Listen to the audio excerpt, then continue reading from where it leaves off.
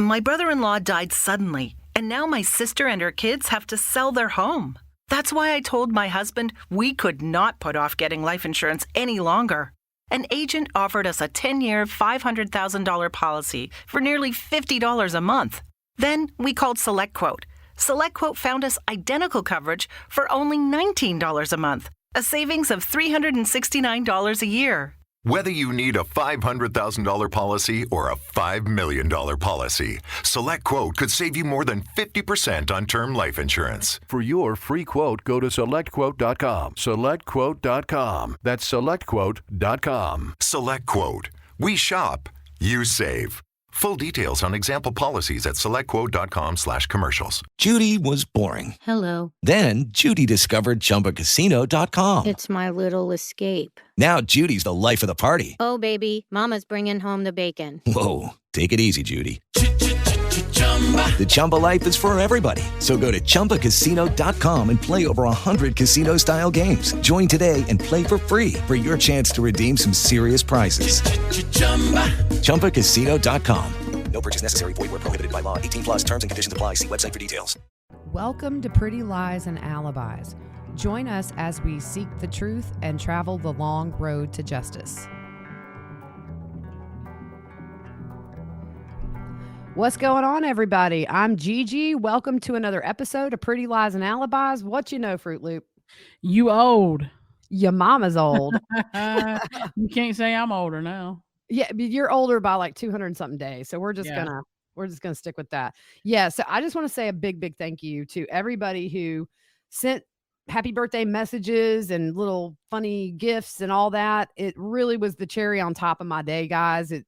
There were so many. Yeah. And we have the best listeners. I totally agree. Oh man, I just love everybody. And a big thank you to my mother for birthing me on, we always laugh and say that song September by Earth, Wind and Fire. Do you remember the 21st night of September? Because she went into labor with me and delivered me within 40 minutes. I was crowning in the car. So we always say, yeah, Pat definitely remembers the 21st night of September. So thank you, Mom. I'm grateful for another healthy year and can't wait to see what this one brings. So thank you, guys. Yeah. All right. We're going to give it a few more hours. Yeah. Well, I actually wasn't born until I think like 11:58. I barely slid in. So yep. Got that Virgo. Big shout out to our sponsor, 2 cool t-shirt quilts. You can see behind me, you can see Stevie Nicks here. And back there, my Clemson pillow she made for my son. There's our Pretty Lies. I need to get the quilt in here. The quilt one. Yeah, the quilt one's cool. I like it. Yeah, we had a very late party at my parents' house. And so we put on that song every year. And then my great niece is 1 and she dances. So we ended up and had this huge dance party for 30 minutes. Like literally everybody was up dancing. So much fun. So I didn't get the thing because I ran in the house. So we 2cooltshirtquilts.com/Pretty Lies and Alibis. Check her out. She does memorial blankets, memorial pillows, all those old t-shirts you have that you don't know what to do with, but you don't want to part with. You can still wear them and they'll make you warm. There you go. And we had some PayPal donations. Thank you. Yes, we want to say thanks to Elizabeth and Karen for the PayPal donations. We don't do Patreon. We don't charge for content. We just don't want to go there. Because we understand people have very different financial situations and we don't ever want somebody to miss out because they can't pay. So PayPal donations, people will send them and we do appreciate those.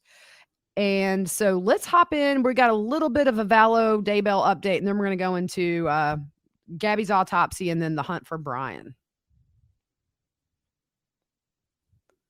That's you.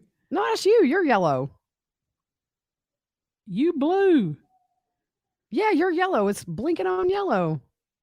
Well, you didn't do Chad had a hearing yesterday. You need to clean them glasses off, girl. Okay, so on mine it says quick update. Chad had a hearing yesterday and nothing happened. Yeah, that's you. It's in blue on mine.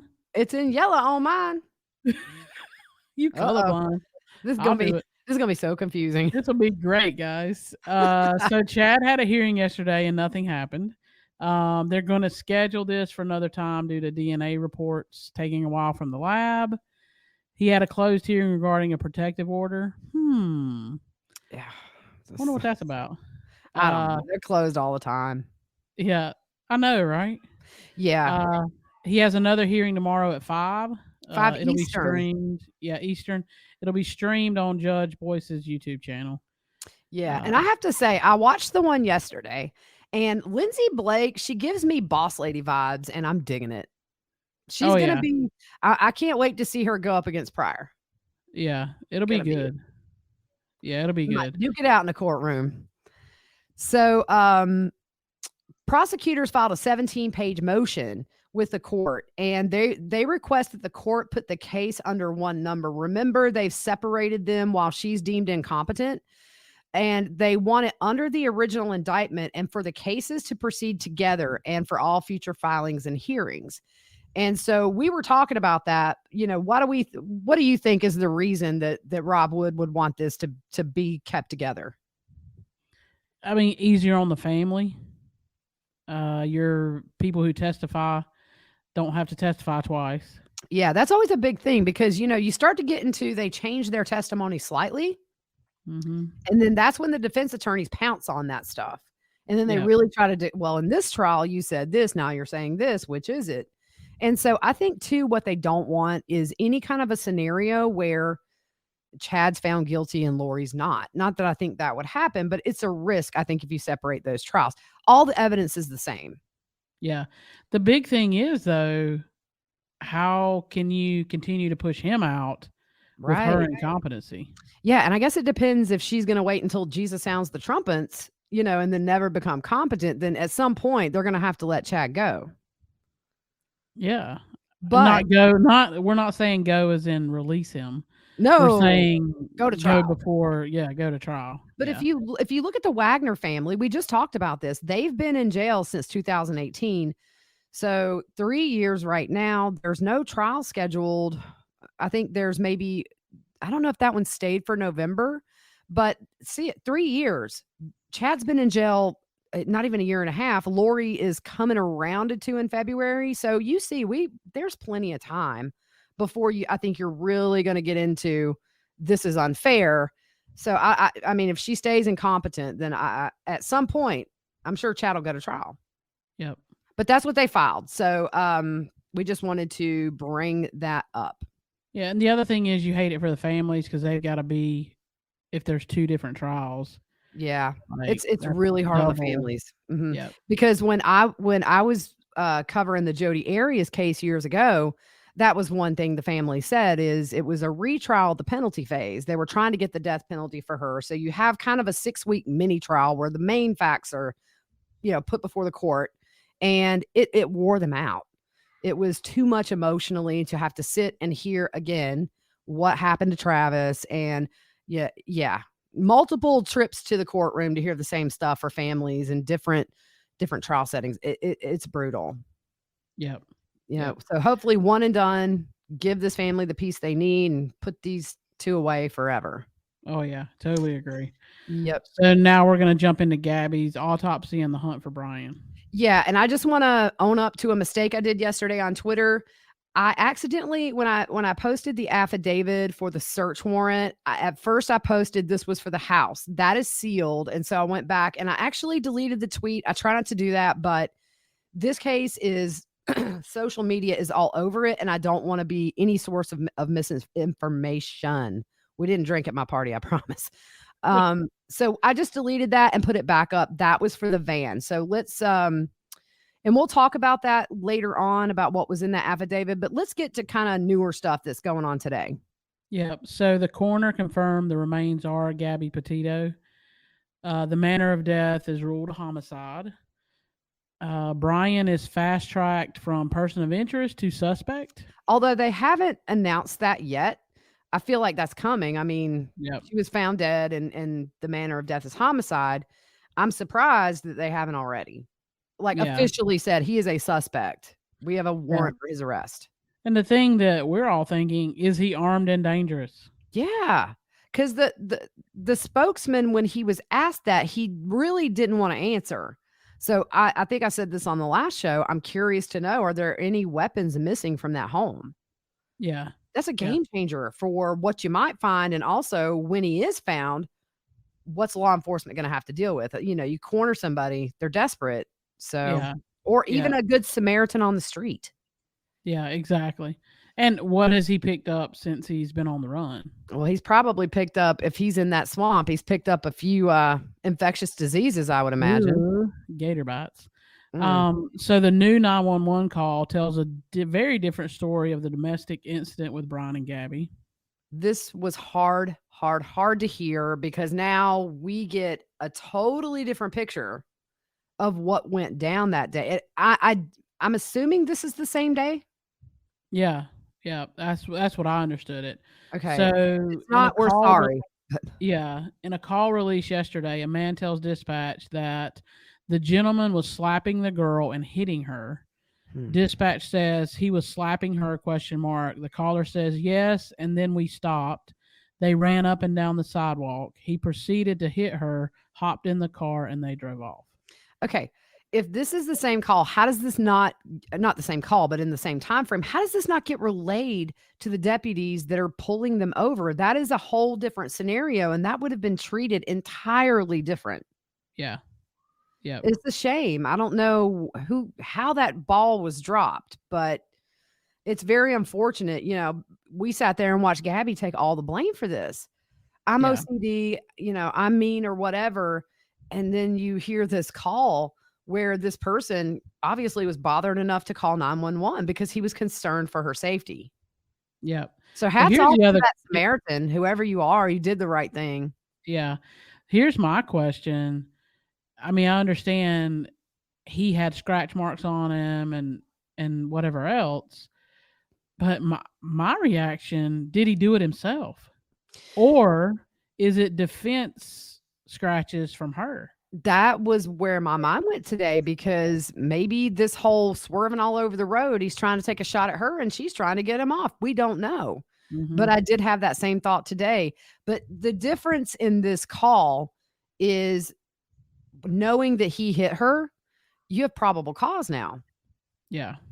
So anyways, it just makes me so upset. So the lady that was with Gabby, she was an Arches Park ranger who spent the whole time pretty much with Gabby by her side during this stop. And she spoke out and she said that she told Gabby the relationship with Brian seemed very toxic. And she said, I could still hear her voice, and she wasn't just a face on a milk carton for me. She was real to me. And she said she told Gabby that she needed to reevaluate the relationship with Brian. And she said, this right here is an opportunity for you to find another path and make a change in your life. And it sounds like she did a really good job talking to her. It's just when you're the victim and you're convinced, even if a guy hits you, they can convince you it's your fault. You caused me to do this. And, I just, it's so sad. This has really hit me hard. Yeah. And we know from her friend in Florida that she had the one friend is what we've been told and what we've seen. Yeah. I mean, he alienated her. Yeah. Well, that's what abusers do. They don't want you to have other friends, especially not guy friends. Yeah. I dated a guy who didn't want me to have any friend who was a man. Yeah. And it didn't feel right. I'm friends with everybody. What you talking about? Yeah, exactly. Yeah. So it's tough to swallow with the new call, or not the new call, but the new information from that call. Yeah. And then when I rewatched it, I just saw the pain on her face, and it wasn't just, upset. It was almost like she was just pleading with her face. Like, I don't know. Man, that poor girl. Yeah. That poor girl. So I just hope we find this dude alive. Yeah. Yeah. So Brian's family lawyer was going to hold a press conference today, but backtracked and said he would not after talking to the FBI. He told a reporter not to expect any bombshells. Well, that's probably a good idea. I wonder if they're afraid he's watching the news. Well, yeah. I mean, and he's staying ahead of them because of what's being reported. That when you have somebody on the run, there are times they won't put things out. They might not say he's a suspect publicly, because then he knows for sure that they're looking for, he knows they're probably looking for him right now, but as a person of interest in his mind, he may be thinking, well, they can't do anything. He may not be connected to anything and may not even know they found her body. Yeah. We don't know how off the grid he is. Yeah. So the search warrant for Gabby's van. So they did all that. And I know there's a lot of digital stuff in that search warrant. Yeah, it's like external hard drive. Yeah, external hard drive, all kind of stuff like that. So, it says Gabby had sent multiple text messages and had many talks with her mother during the trip. It says that during these conversations, there appeared to be more and more tension between Gabby and Brian. They referenced the domestic incident and recited where the reporting officer said it didn't rise to domestic violence, but more of a mental health crisis. Yeah. But you have to, if you remember on that video, when they were stopped, they gave her phone and it looked like she talked to her mom for a pretty extended amount of time. Yeah. So we know she called her mom during that, or we assume she called her mom during that incident.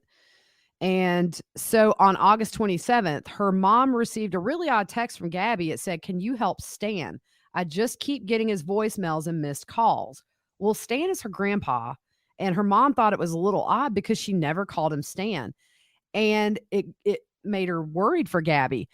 And I was thinking about this. This was the 27th, and I kind of have a theory that was probably the day she was murdered, just because that's the day the van saw them. And, I'm not sure about the other stuff. I don't know if it was ever verified that he was picked up hitchhiking, but I thought, was that maybe just a text that was out of the blue and a little off, and maybe she was hoping somebody would call? Was that just a cry for help text? Because if I text my mom and I say, "Can you call Sarah, who's my grandmother?" I can't get Sarah on the phone. My mom would call and say, "What? Huh? Why are you calling her Sarah?" Yeah. See what I'm saying? Yeah. And it could, I don't know. Like I have code things with like my niece and stuff like that. I actually have one with your oldest. Yep. If I have a code word and if they use it, then it's important to have that, but I wonder if could it be something that, I don't know, she referenced it. Maybe she was thinking her parents would think back and be like, "Oh wait." Yeah. Or maybe it was just so odd that her mom might call and say, "Are you okay?" Yeah. It's kind of weird to call your grandpa Stan. Yeah. So let's see here. The thing, you think about it, the thing with that, they could call 911 and I would think they could get her location pretty quick. Yeah. Hindsight's 2020. Yeah. They're out in the middle of nowhere. Right. And not only that, but if her mom thinks there's tension, that doesn't really, she probably wasn't thinking murder. Yeah. Or and that's the thing too, is people that are abused, they hide it as best they can. They may say, "Oh, we had an argument." Not, "He had an argument and he choked me out," or "He had an argument and he so it's just, and I think her dad would have definitely taken care of the problem had he gotten wind of it. But it's just all unfortunate. And I think that everybody, in her family, my heart goes out to them.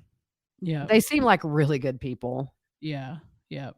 So Brian was seen entering Northport, Florida on September 1st at 10:26 a.m. He was caught on a license plate reader. And my question for that is, have we seen him driving that vehicle? Well, I'm sure at some point they're going to get surveillance from some gas station or whatever.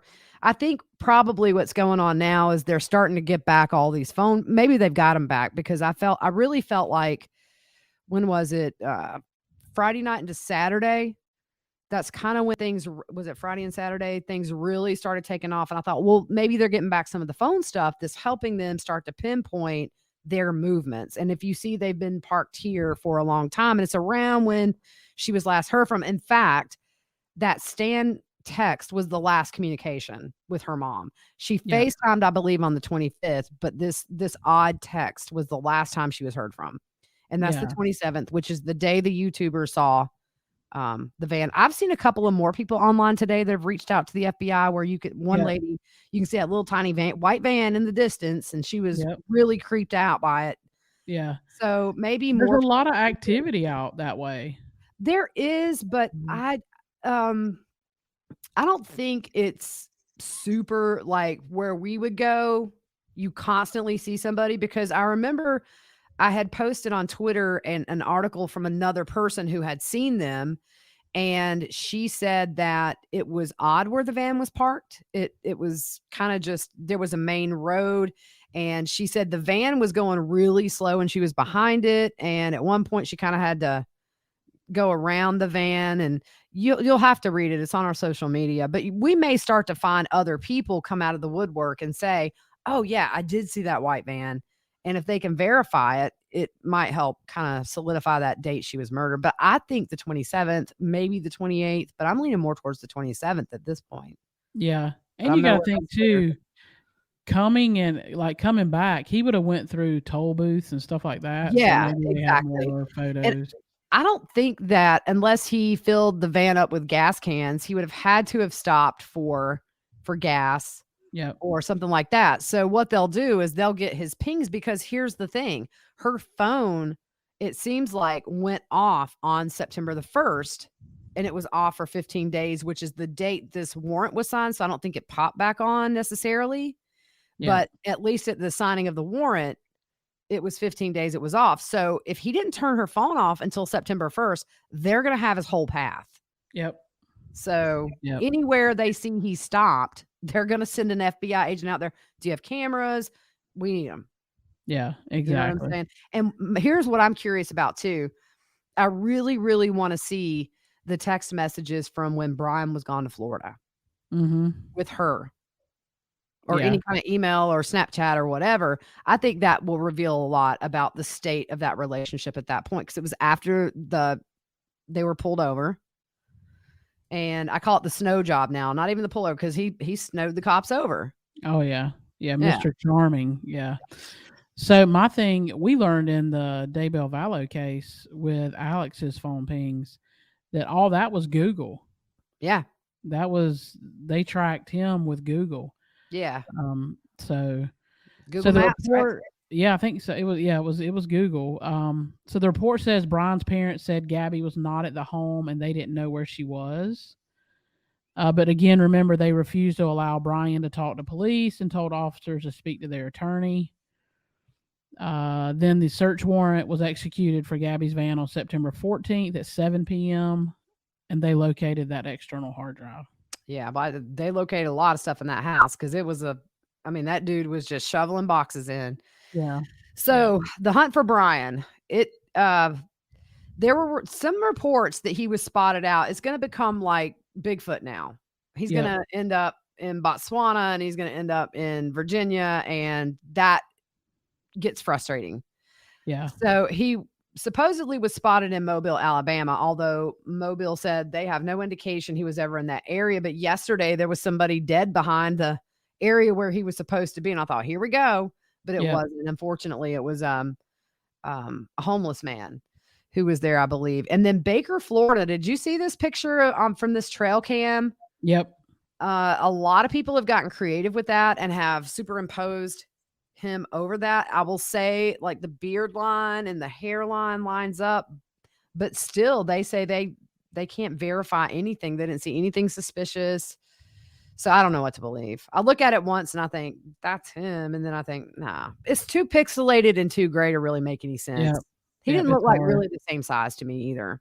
Yeah. So today they resumed the search in the Carlton Reserve, but it was in a completely different area. So they started searching on the Venice, Florida side, which I thought was interesting, because did they get a tip or find something that might lead them to a completely different area? And we don't know. Yeah. They were showing the overhead helicopter today. I was watching that. It is a hard search. If he is in the thick of those trees, it's hard. I mean, it's going to be a hard search, although I do not think he's in there. No way. Yeah. I mean, as much as he was outdoors, I think he could successfully live in there. Mm-hmm. But I don't know. I think he's on the run. I think he's long gone. I I do don't too. know He why had a- you would stay so close. He had Right. a 4-day jump? Yeah, 4 days. He Yeah. could be anywhere. I mean, Yeah. so anyways, the FBI now has taken over this investigation and with Northport police assisting. And they were saying today the area is 75% underwater where they're working. So they're Yeah. having to use ATVs and drones and just good old fashioned boots on the ground to try to find him. Yeah, and I know And- that's hard too with dogs with a scent because we know they have his clothes to get his scent, but water makes that very difficult. It's been raining and Mhm. I think they had storms in the area today right before they finished. Yeah. So the Florida governor, DeSantis? He's Yeah. directed all of the state agencies to assist federal and local law enforcement, saying we need justice for Gabby. So if he's in the state of Florida, they'll get him. The FBI will get him. Come on. Yeah. I think they Yeah, will. that's the best of the best. So Yeah. So I guess the big question now is just going to be, is he going to be alive? I don't know how long he could last in that environment with the elements, and you've got snakes and, you're wading in water where an alligator could be underneath, yeah. unless he put his hammock in the top of a tree, but he wouldn't do that because then the choppers would see him. That's right. That's right. So I think, they know way more than we do. And that's what investigators do. They tell the public just enough to satisfy us, but what they know is like this big. And what we know Yeah. is this big. So I I'm have faith okay with on that. it. Yeah. I'm okay because I don't want him to be tipped off. Exactly. So Yeah, but it's been busy for us. Busy. We have a ton of new listeners. We appreciate you guys and hope you stick around with us. And just a big thank you to everybody for the birthday wishes. We are going to start researching another missing person case. He's from South Carolina. His name is Daniel Robinson. He went to the College of Charleston and he was up in that area. He's a geology student and just went missing. And they found his car that had his phone and his wallet in it. And this kid just disappeared. But also it seemed like law enforcement said, oh, it doesn't seem like a crime happened in the car. We're not going to process it. And then I think they ended up and processed it, but they haven't found him. So I really want to go way back to when he first went missing and try to see what we could find out. And I would love to do a little spot on him. And because missing people cases, there's so many. yeah. And Well, the thing is, out that way, I've been out there. So you never go without your phone because there's always a photo op. right. Yeah. Like, taking pictures and stuff like that. Yeah. Well, Like, I you mean, always have it. this kid was out there doing what he loved, just a college student, maybe just out of college. I think maybe he was still in college, and his dad's from here in South Carolina. So if I could ever get in touch with him and just kind of get the whole story and see how we could help, we would love to. Yeah. Yeah. So anyways, that's kind of all we had. It's been a whole lot of hurry up and wait in this search for Brian. It might go on a day. It might go on a month. We don't know yet. People be on the lookout. I tell you, no bald man is safe from being judged right now walking down the street. Exactly. Yeah, exactly. It's like hunting season for bald guys right now. I was going to pick up my kid today from school, and there was a guy on the side of the road, kind of had a receding hairline, and I was just like, What's your name? I wanted to go Brian and see if he turned his head. Exactly. So yeah, but if you live in these areas, please keep your eyes out. You never know. Yeah. He's got to be somewhere. Everybody's somewhere. So anyways, we're going to wrap this up, and we just will probably, I'd say around Thursday. I know tomorrow you're not going to be able to hop on. Yep. So Thursday we'll get back on and update this and talk about Chad's hearing tomorrow, see what those motions are for, and try to catch up. And also, we're going to start going through the Barry Morphew arrest affidavit. If you're not new to us, we get these and do very deep dives. So we read all the papers and we pick out the good parts. So we didn't cover this case very much when it happened because we were really focused on JJ and Tylee. But I've learned a lot about the case, and I think it's interesting to go through. I mean, they have a picture of the guy coming into his hotel after his wife is missing with 2 shovels in his hand. Ding, ding, ding, have ding, a shovel at the hotel. Well, I guess if you buried your wife, potentially, I mean, it's just brazen. And then they said his room smelled like Clorox when he left.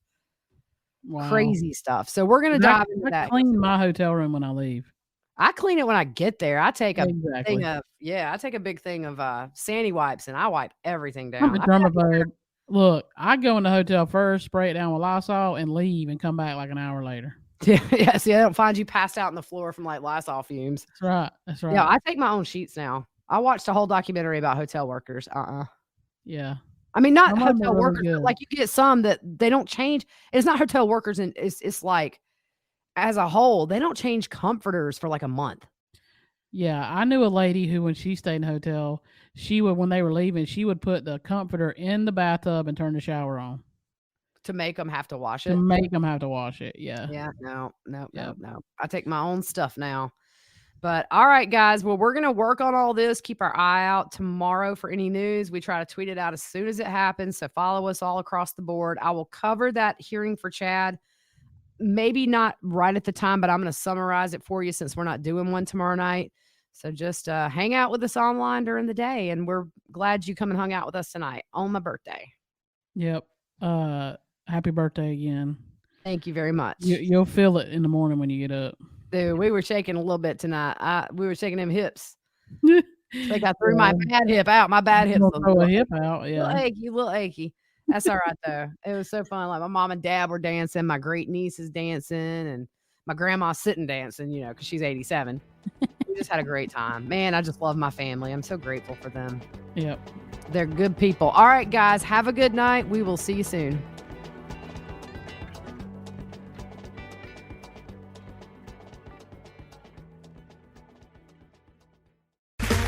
Okay, round two. Name something that's not boring.